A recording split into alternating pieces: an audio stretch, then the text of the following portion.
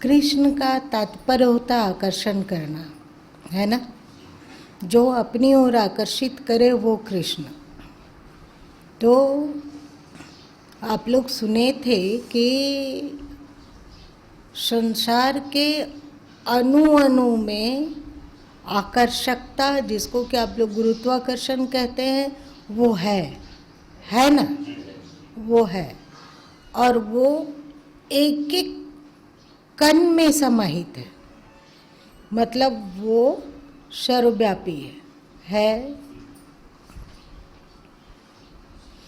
आपके कहने के मुताबिक कि अणु अणु में द्विभुजी श्यामला वर्ण युवा शरीर उपस्थित है।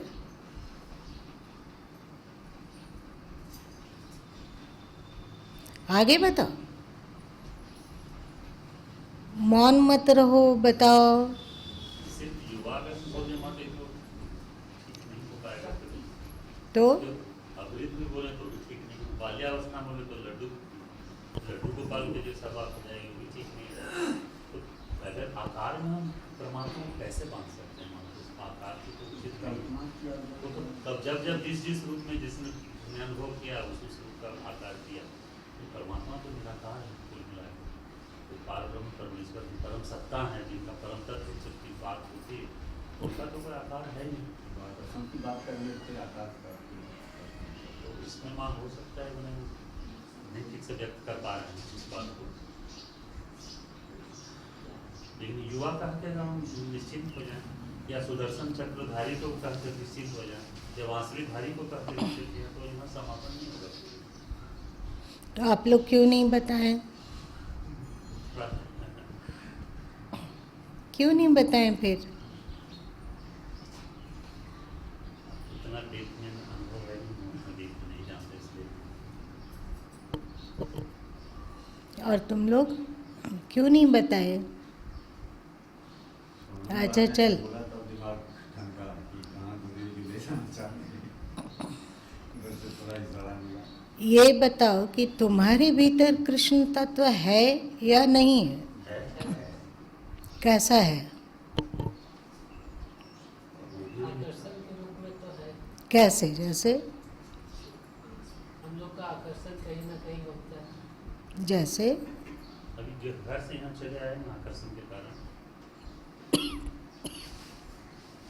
कहीं का आकर्षण था उस परमात्मा की, वो लेके चला आता है, रोज ले आता है उठा। और बताते जाओ, हम सुन रहे हैं। शरीर की दृष्टि से हम लोग पृथ्वी के प्रति आकर्षित हैं, उसके कारण सब कुछ चल रहा है। मन की दृष्टि से मन में कहीं ना कहीं खिंचाव है, सुख चाहिए सबको, उसके लिए हम लोग प्रयत्न करते हैं, लगाव, वो भी तो आकर्षण का ही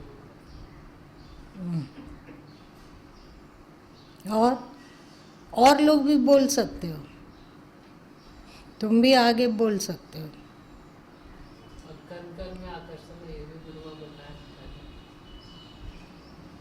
वो तो कण कण में आकर्षण सर्वव्यापी की ओर ले गया, पर तेरे शरीर में कृष्ण तत्व कैसा है? ऊर्जा के रूप में जो सत्ता मिल रही है, जिसके सत्ता से जो शरीर चल रहा है। श्वास हम लोग लेते हैं तो आकर्षित होता है, बताया थे गुरुआ की मरने के बाद फिर बाहर ऑक्सीजन है, लेकिन हम उसको अंदर आकर्षित नहीं कर पाते। कृष्ण तत्व वो है, हम लोग श्वास लेते हैं,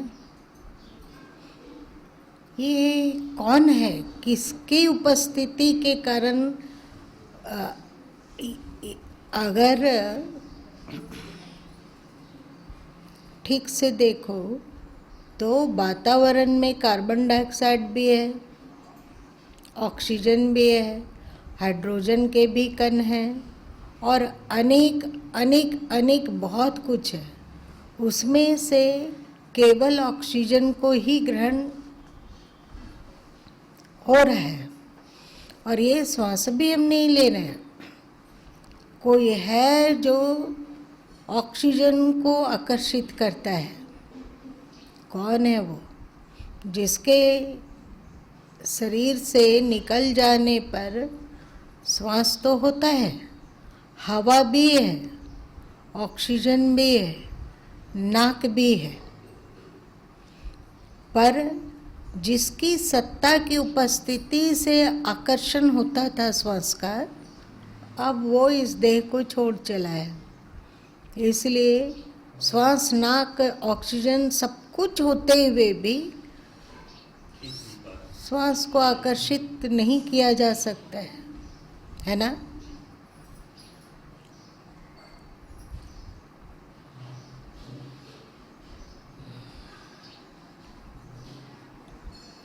जल आप पीते हो, अन्न आप लेते हो,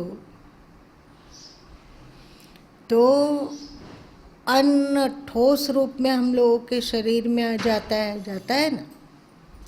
कोई तो कुछ तो है जिसके कारण उस ठोस अन्न में, जो कि चिबा के हम लोगों ने पेस्ट बनाया है, उसका रस को अवशोषित करता है।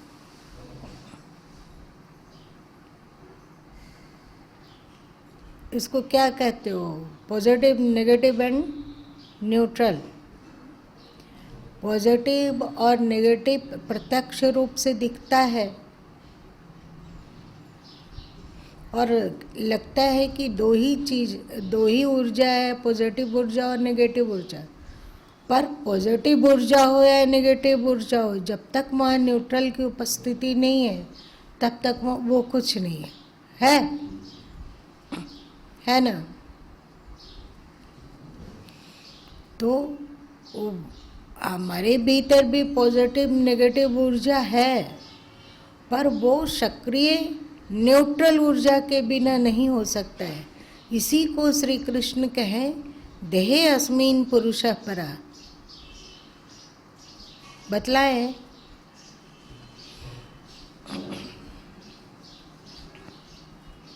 आप लोग किसी मुस्लिम से अध्यात्म का, धर्म का चर्चा करो,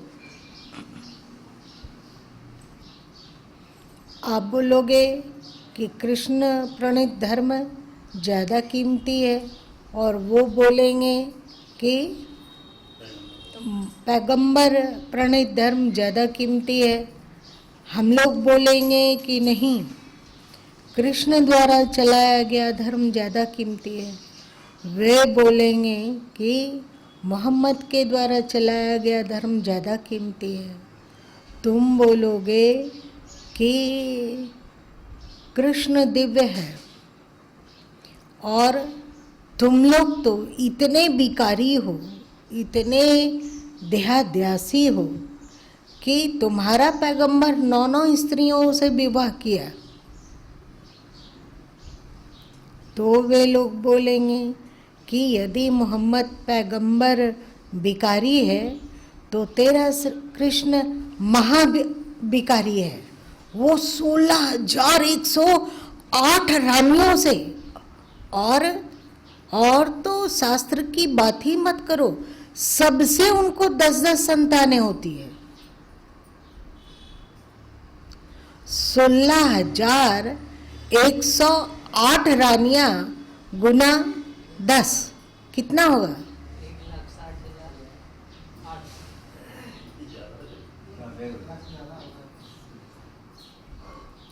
तो तुम इस बिकारी को पैगंबर कहते हो? मेरे मोहम्मद तो मात्र 9 ही विवाह किए, और बहुत सीमित मात्रा में उनकी संततियां थी। और यदि ये 16,108 रानियों से विवाह करता है और सबसे 10-10 संतान है, इसका मतलब महाभोगी, महाविषयी संतान क्या चीज की सूचना देता है? कि यह आदमी इतना बार विकारों में प्रवृत्त हुआ, अनिवार्यता, और बाकी संतान ना हुआ हो और विकारों में प्रवृत्त हुआ हो तो नहीं कहा जा सकता है। इन गन्ना अगर संतान है, इसका मतलब कि आप विकारी जीवन जिए हैं। सही? तो आप बताओ, 16,108 गुने 10 मिनिमम तो ये पैगंबर कैसे होगा? तुम्हारा पैगंबर झूठा है और मेरा मोहम्मद सच्चा है। तुम्हारे कृष्ण की तुलना में हमारा पैगंबर ज्यादा श्रेष्ठ है। अब क्या? ऐसा बोलने पर सब हिंदू लोग मौन हो जाएंगे, क्योंकि इसका उत्तर देते नहीं बनता है। क्या उत्तर दोगे आप लोग? कुछ है उत्तर? क्या उत्तर दोगे? कुछ भी नहीं। और ईशा को ले लो, ईसाई कहेंगे ईसाई धर्म श्रेष्ठ है। यदि कृष्ण को मानने वाला कहता है कि नहीं हमारा धर्म श्रेष्ठ है, तो ईसाई कहेंगे कि तुम्हारे पास क्या है, कृष्ण में क्या खासियत है? वो तो पराई स्त्रियों के साथ नृत्य करता है, रास रचाता है ना, पराई स्त्रियां हैं। राधा जी वो हैं जिनका कि किसके साथ विवाह हुआ है? आयन, हाँ, उसके साथ विवाह हुआ है और जिंदगी भर उन्हीं की पत्नी रही। लेकिन कृष्ण उसे अपने प्रेम जाल में फंसता है, पराई नारी के साथ रास रचाता है, प्रेम करता है। बताओ वो कैसे श्रेष्ठ है ईसा से? ईशा का हृदय देखो, करुणा और प्रेम से भरा हुआ है। और तुम्हारा कृष्ण छोटी छोटी बात पे उनको कोई गाली दे रहा था, 100 गाली हो गया, 99 गाली तक क्षमा किया, 100वां गाली पर सुदर्शन चला दिया। गाली पकने से क्या हुआ? वे कहते हैं समत्वम योग उच्यते, तो स्वयं तो उनके जीवन में समता नहीं दिखती है। आपको कोई 99 गाली दे और 100वां गाली देने पर क्या आप उसका गला टिप दोगे?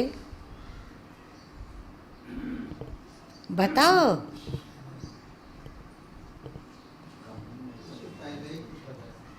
अच्छा, पहले ही मार दोगे?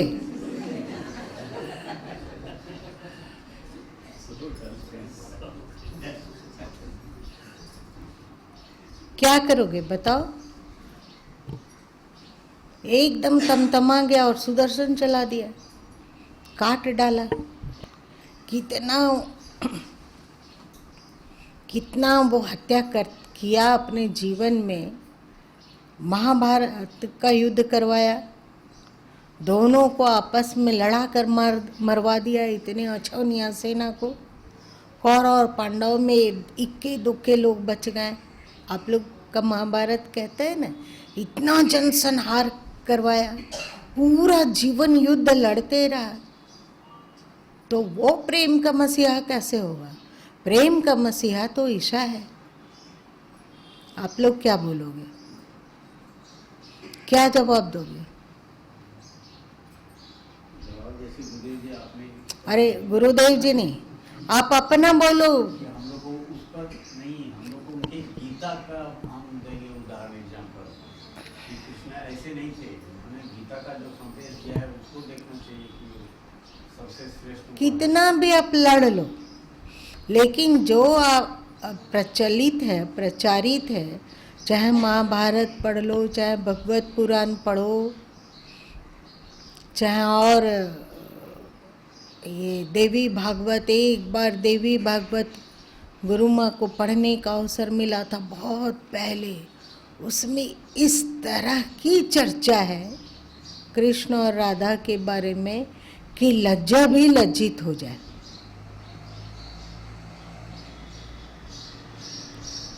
तो ये क्या है? असस कृष्ण जो दूसरे के घर में जाकर माल उड़ाता है, अपना घर में भी तो मक्खन है ना, वहाँ पर कभी कभी मटकी फोड़ता है और मक्खन खाता है, बाकी दूसरे के घरों में ताक झाक करता है और जैसे ही कोई घर में सब कहीं गए, खाली हुआ घर, अपना चंडाल चौकड़ी के साथ वहाँ धावा बोलता है और वहाँ रखा हुआ सारा मक्खन मलाई स्वयं खाता है और बच्चों को भी खिलाता है। ऐसा हुड़दंगी है। आप लोगों का बच्चा ऐसा हुड़दंगी हो जाए तो आप लोग क्या करेंगे?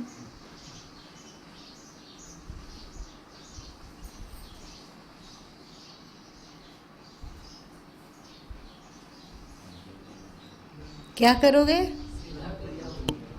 क्या होगा?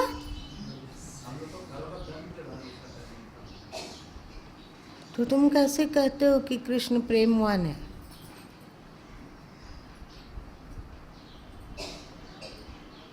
पराई स्त्री को कोई छेड़ता है तो उस पर उसे कानूनन जुर्म समझा जाता है, और यहाँ तो पराई स्त्रियों को छेड़ने में ही उनका पूरा गोकुल वास समाप्त हो गया। सही न कि गलत? आपके पुराण के अनुसार।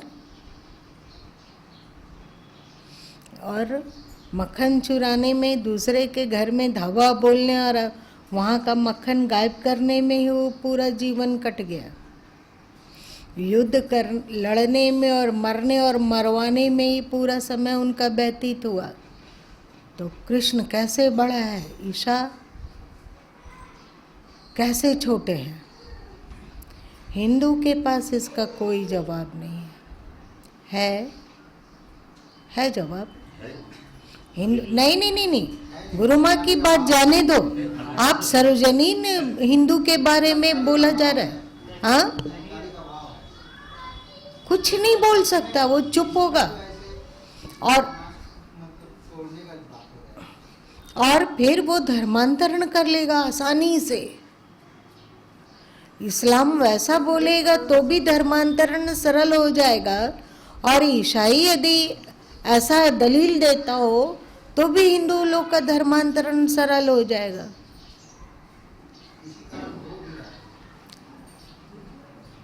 अभी तो लालच के कारण हो रहा है कहीं, और कहीं भय के कारण हो रहा है, और कहीं ये सही तथ्य को ना जानने के कारण भी हो रहा है। लोगों को लोग ऐसा और प्रश्न रख देते हैं कि वे किंग कर्तव्य विमूढ़ होकर मौन हो जाते हैं, है ना, चुप हो जाते हैं, जवाब देते नहीं बनता है। इसमें एक धड़ा हिंदू समाज का ऐसा भी है कि वो बताते हैं कि आप लोग जो कृष्ण का जीवनचर्या की चर्चा कर रहे हो वो चलो माने, पर वो 5000 वर्ष पहले की बात है, और उसमें पुराणों में कितना प्रक्षेप घुस गया है इसको नहीं कहा जा सकता है। नहीं कहा जा सकता है कि इतना पुराण का अंश वेद व्यास रचित है और बाकी पुराण प्रक्षेपित है, नहीं अलग किया जा सकता है ना। तो फिर हम लोगों को कहना होगा कि जिस कृष्ण के बारे में कह रहे हो उसको हम लोग गीता से तौलते हैं। देहे अस्मिन् पुरुषा परा। कृष्ण कौन है? जो इस देह में अवस्थित है, वो पर मतलब असंग, पर मतलब क्या होता है? देह में रहते हुए भी देह से पर है, और वही कृष्ण है जिसे श्री कृष्ण ने कहा कि हम आत्मा गूढ़ा केसा सर्वभूतस्य अवस्थिता, है ना। ईश्वर सर्वभूतानां हृदय से अर्जुन तिष्ठति, जिसके लिए श्री कृष्ण ने कहा कि उपद्रष्टा अनुमंता भर्ता भोक्ता महेश्वरा परमात्मिति चाप्योक्तं देहे अस्मिन् पुरुषा परा, बोला गया ना। वो है, वो कृष्ण है। यदि आप क्या पल भर के लिए भी कृष्ण से अलग हो पाओगे? एक पल होगा, मर जाएंगे, देह से जब भी कृष्ण तत्व निकल जाएगा तो जिसको अभी हम लोग मैं कह रहे हैं, इस देह के ढांचा को, वो मर जाएगा। शरीर भले ही मर जाए, पर जो चेतन आत्मा बचेगी वो कृष्ण से तत्व से अलग होकर बच पाएगी। हम आत्मा,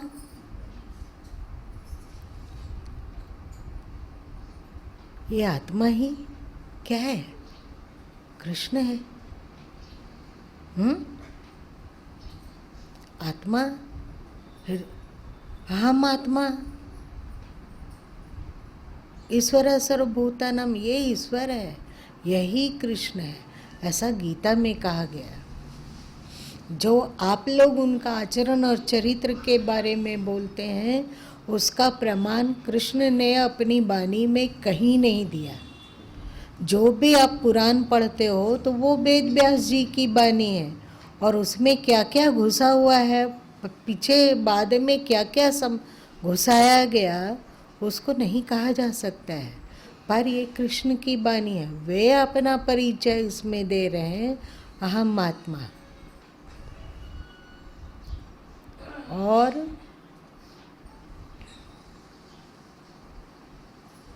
मजे की बात देखो, जब तक हम लोगों को इस आत्म तत्व का ज्ञान नहीं होता है, उस आत्म तत्व में अवस्थित नहीं हो पाते हैं, तब तक उसमें मन भी है, बुद्धि भी है, चित्त भी है और अहंकार भी है। अब जीवित स्त्री पुरुष में आत्म तत्व अवस्थित है या नहीं है? अब पुरुषों के शुक्राणु, आकर्षण, मन बुद्धि चित्त अहंकार से युक्त जो जीवात्मा है, जीव उसे कहा जाता है। जो मन बुद्धि चित्त अहंकार से युक्त हो अथवा उसे तादात्म्य कर ले, उसे जीव कहते हैं। और जो इस तादात्म्य को तोड़कर असंगत्व को उपलब्ध हो जाता है, उसको आत्मा कहते हैं। ठीक है, इस पर बहुत बार बोल चुके हैं। अब इस मन बुद्धि चित्त अहंकार को जीवित जो पुरुष तत्व है अथवा स्त्री तत्व है, वो आकर्षित करता है।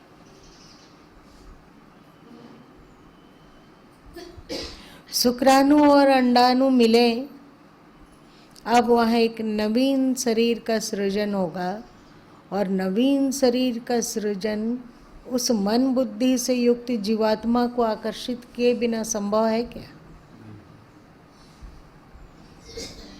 कैसा है कृष्ण, कैसे सर्वव्यापी है? देखो, ठीक से देखो, ये कृष्ण है। गीता में अपना आत्म परिचय इस तरह श्री कृष्ण ने दिया।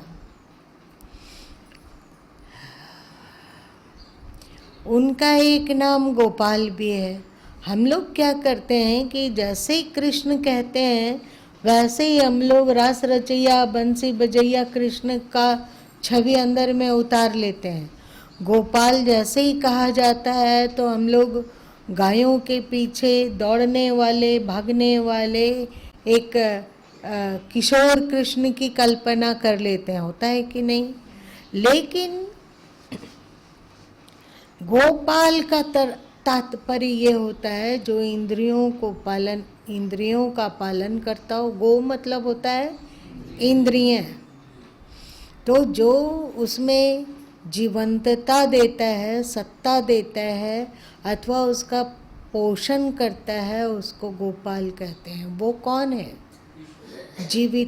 जीवत्ता कौन दे रहा है? हम लोग के ही भीतर जो बसी हुई आत्मा है, वही इन इंद्रियों को पोषण देती है और सक्रिय रखती है। वरना ये इंद्रियां क्या कर लेगी?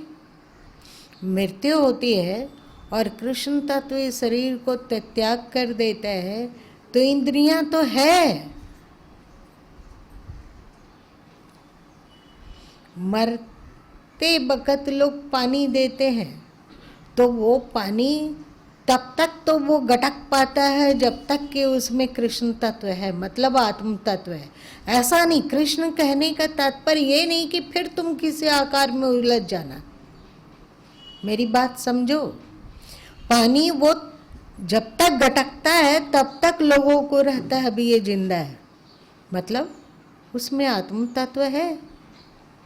और फिर एक बार ऐसा आता है कि जब वो कृष्ण तत्व शरीर से निकल जाता है, आत्म तत्व शरीर से निकल जाता है, तो कंठ तो है, मुंह भी है। अब पानी डालो, अब कोई अंदर आकर्षित करने वाला नहीं है। कंठ है, कंठ का जो भोजन नली है वो भी खुला हुआ है, लेकिन अब पानी नहीं गटकाता है, खत्म हो गया। तो कौन कर रहा है ये? आंखें खुली हुई तो है पर वो देख नहीं पा रही है, कान खुला हुआ तो है पर वो सुन नहीं पाता है, नाक खुली हुई तो है पर श्वास नहीं ले पाता है, जीभ तो है पर वाणी नहीं है, आवाज़ नहीं है, पैर तो है पर कहीं गमन नहीं है, हाथ तो है पर आदान और प्रदान नहीं है, कुछ पकड़ना और कुछ देना ये रहता है, हाथ पैर रहते हुए भी नहीं रहता है। तो गोपाल कौन है? हम लोगों के भीतर जो आत्म तत्व है वही गोपाल है। उसी ईश्वर को केशव भी कहा गया। केशव का तात्पर्य क्या होता है? क का अर्थ होता है आनंद, शव का अर्थ होता है मुर्दा। मुर्दा में भी आनंद ग्रहण करने की क्षमता देने वाले को केशव कहते हैं। कौन है? शरीर मुर्दा है, कृष्ण के बिना मतलब आत्म तत्व के बिना शरीर मुर्दा है कि जिंदा है? मुर्दा है। इसमें रहने पर वो आनंद का प्रकाश करता है। तुम कहते हो कि नित्य प्रतिदिन चावल दाल रोटी, चावल दाल रोटी, चावल दाल रोटी उग जाते हैं। चटकीला होता है, कुछ खाने में तीखा हो अथवा सुस्वादु लगता है तो थोड़ा ज़्यादा खवा जाता है। कौन है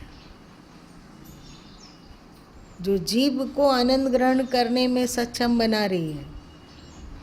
हम लोग जीभ में उलझ जा रहे हैं, पर जीभ जिसके कारण आनंद का अनुभव कर पा रही है उस तत्व को तो हम लोग कभी देखते ही नहीं है।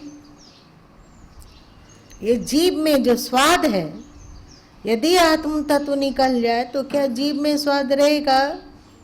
ये जीभ के द्वारा जीभ को आनंद की अनुभूति होगी। ये क्या है? देखना। देखते हैं हरे भरे उद्यान को देखो, फूलों से भरे हुए बगीचे को देखो, सरसराते हुए पत्तों को देखो और उड़ते हुए रंग बिरंगे पक्षियों को देखो, घुमड़ते हुए बादलों को देखो। हर जगह आनंद की अनुभूति है। ये आंखें आनंद कैसे ले पा रही है? उसी के कारण जो अंदर में बसा हुआ है आत्म तत्व, वही केशव है जो कि मुर्दों में भी आनंद की अनुभूति करवा देता है। हम लोगों की सारी दृष्टि मुर्दे शरीर पर होती है, पर इस शरीर में जो आनंद की अनुभूति करवाने वाला तत्व है उसकी ओर हम देखते ही नहीं। हम लोगों के लिए ये इंद्रियां कीमती हो जाती है और इन मुर्दे इंद्रियों में जो आनंद लेने की क्षमता है, जिसके कारण उस ओर हम लोगों की दृष्टि ही नहीं जाती है।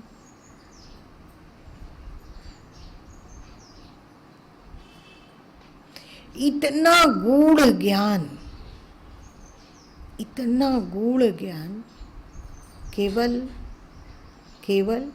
केवल कहाँ है?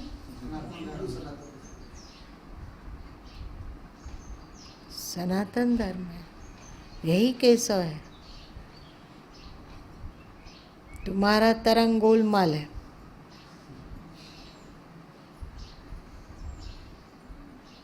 हम सोच रहे थे सनातन धर्म में कैसे कहा जा सकता है, गुरु महाराज वही ने तो बता गोलमाल था, तो तुमको टोके।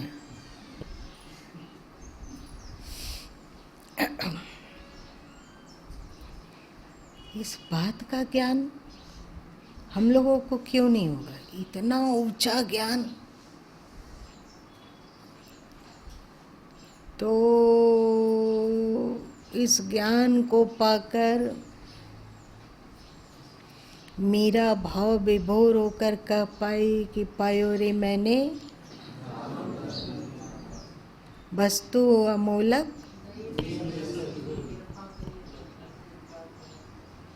वस्तु अमोलक दई मेरे सदगुरु। वो वस्तु अमोलक क्या है?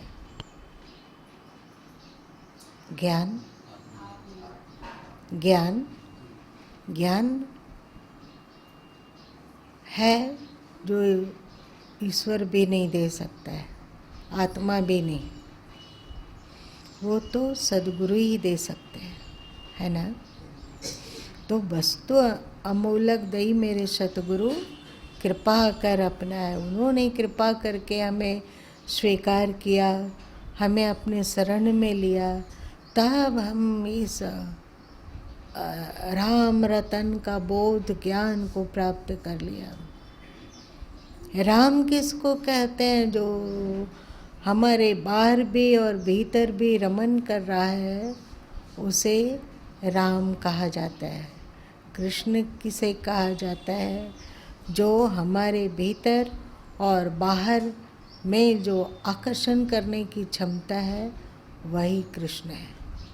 गोपाल किसे कहता है, कहा जाता है?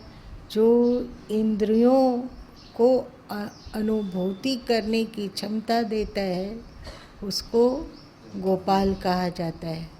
केशव किसे कहा जाता है?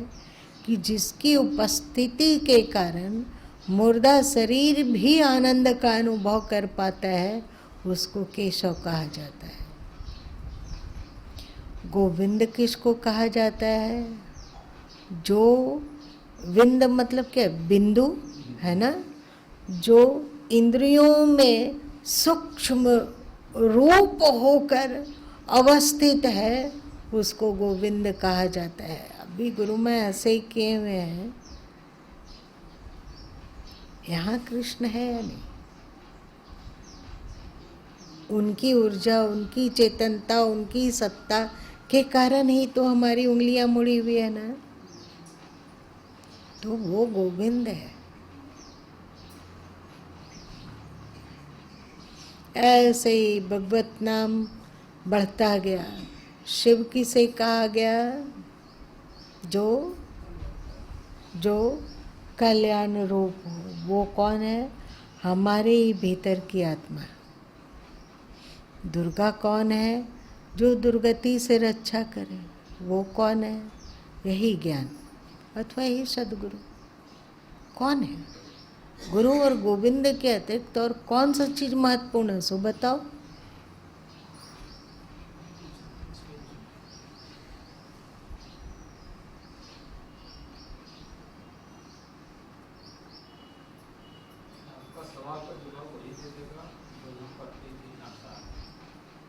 अच्छा, प्रत्येक दिन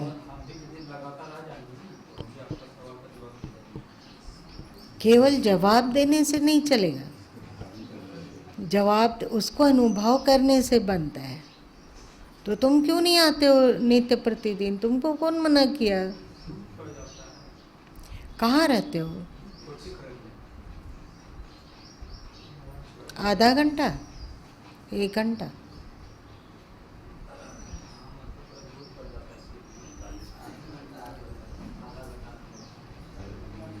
जो भी हो, हम लोगों को तत्व ज्ञान में पारंगत होना ही चाहिए। और चाहे ईश्वर संबंधी कोई भी नाम लिया जाए, उस नाम का द्योतक एक ही हो, वो परस्पर तत्व जो कि सर्वव्यापी है, और वही सर्वव्यापी परस्पर तत्व हम लोगों के भीतर आत्मा के रूप से अवस्थित है, निवास करता है। तो जितने भी ईश्वरवाचक नाम हो उसके द्वारा इसी ओर जाना, मतलब वही परमात्मा का अंश जब देह के भीतर आता है तो उसको आत्मा कहते हैं, और जब वो सर्वव्यापी रूप में प्रसारित है तो उसको परमात्मा कहते हैं। इसका सर्वप्रथम ज्ञान हो, है ना, ज्ञान हो तब उसको अनुभव करने की ललक जागेगी। क्या ऐसा हो सकता है कि मीडिएटर के बिना डायरेक्ट ही हम आनंद का अनुभव कर पाए? अभी क्या हो रहा है ना, नहीं हो सकता है। देखिए अभी क्या हो रहा है कि इंद्रियों का जब विषयों के साथ संयोग होता है तब आनंद की अनुभूति हो रही है भीतर, और ये जब तक ऐसा होता रहेगा तब तक ईश्वर आपको अपने अनुकूल ना समझकर रिजेक्ट करता रहेगा।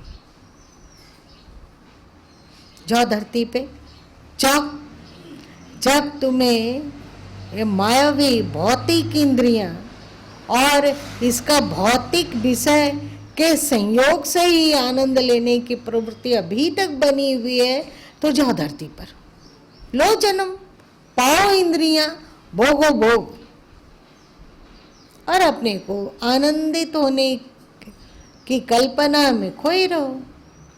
और जब एक ऐसी स्थिति आती है जब व्यक्ति को तत्व ज्ञान होता है अथवा कृष्ण तत्व का बोध होता है, तो मीडिएटर के बिना ही वो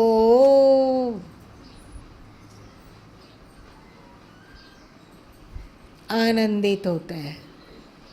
ध्यानावस्था में आंखें बंद है, कान बाहर से सिमट गई, जीभ भी न कुछ बोल रही है न कुछ चख रही है, और इन इंद्रियों समूहों से असंग जो आत्म तत्व है उसमें स्थिति बनने लग गई। अब बिना मीडिएटर का केवल उस आत्म तत्व अथवा कृष्ण तत्व से आनंद का अनुभव आने लगा। अब वो समझेगा कि तू रिजेक्ट करने योग्य नहीं है। ज़्यादा बारीक होते जा रहा है ना, सब्जेक्ट छोड़ दे।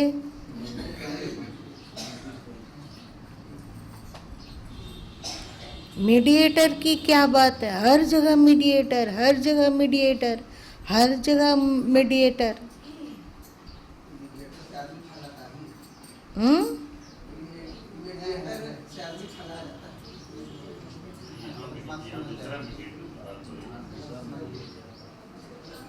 इंद्रियों के माध्यम से हम लोग सुख लेना चाहते हैं, और जब इंद्रियों के माध्यम से मिलने वाले सुख को हो जाए कि ये तुच्छ है, ये भौतिक है, ये प्राकृतिक है,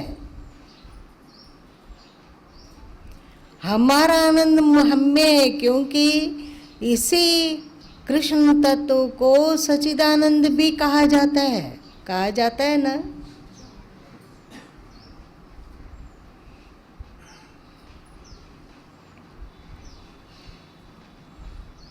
कृष्ण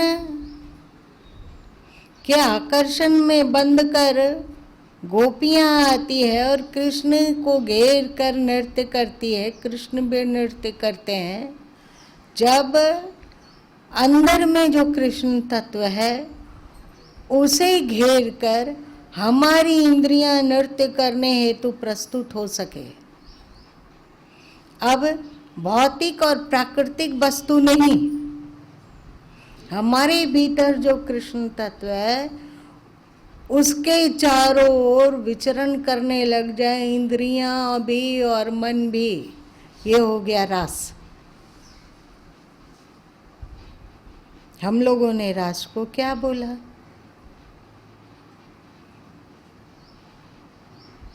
इसी को सदगुरु कबीर साहब कहते हैं, पांच सखी पे पे करे छठा जो सुमिरे मन, आई सूरत कबीर की पाया राम रतन। पांच सखी पिए पिए करे। अब आंखें कान अथवा जो पांचों ज्ञान इंद्रिय हैं वो पिए पिए करने लगे। अब उस प्रकृति नहीं करती है, अपना स्वामी को याद करने लगी। उसका स्वामी कौन है? उसका स्वामी इसके ही भीतर बैठी हुई आत्मा है ना। अब आप कृष्ण के योग्य बनोगे तो फिर कृष्ण आपको अपनी बाहों में समेट कर अपने में लय कर लेगा। जब तक हम बाहर रास को ढूंढते रहेंगे, आकार को ढूंढते रहेंगे, आकार में अटके रहेंगे, तब तक इसका तो न इसका ज्ञान संभव है, न ही इसकी अनुभूति है ना।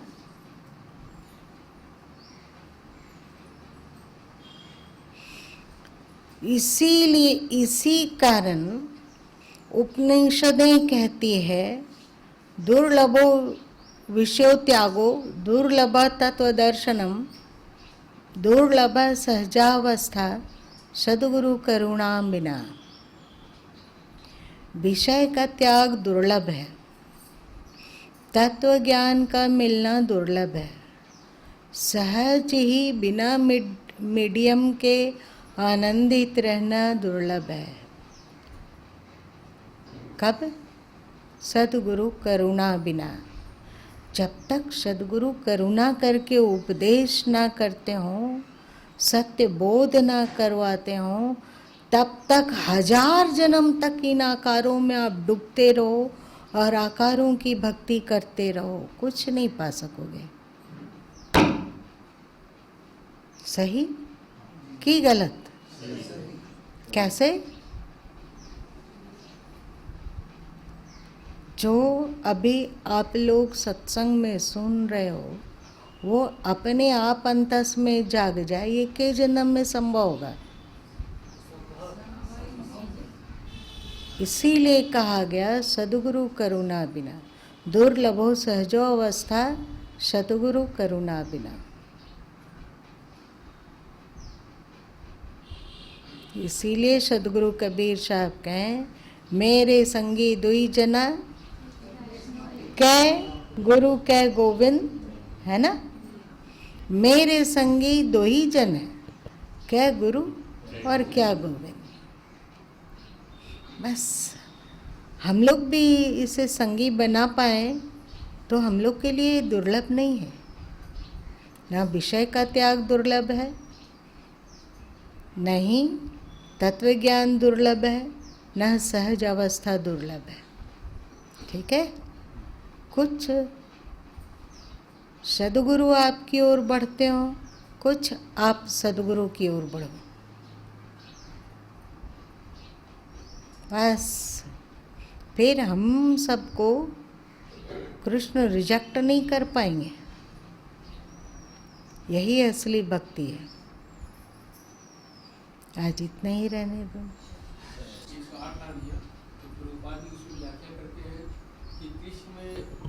क्षमता जब भी किया तो व्याख्या करते हैं कि उनमें एक ही साथ 16,000 रानियों के साथ एक साथ वो रास रचाने की उनकी क्षमता है।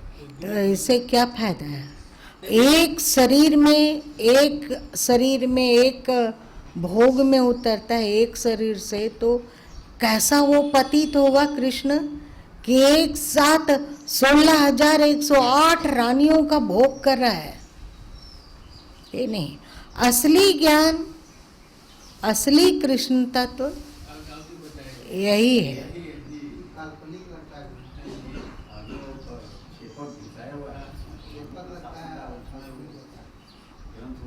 हमें कृष्ण को पहचानना हो तो गीता से पहचानो।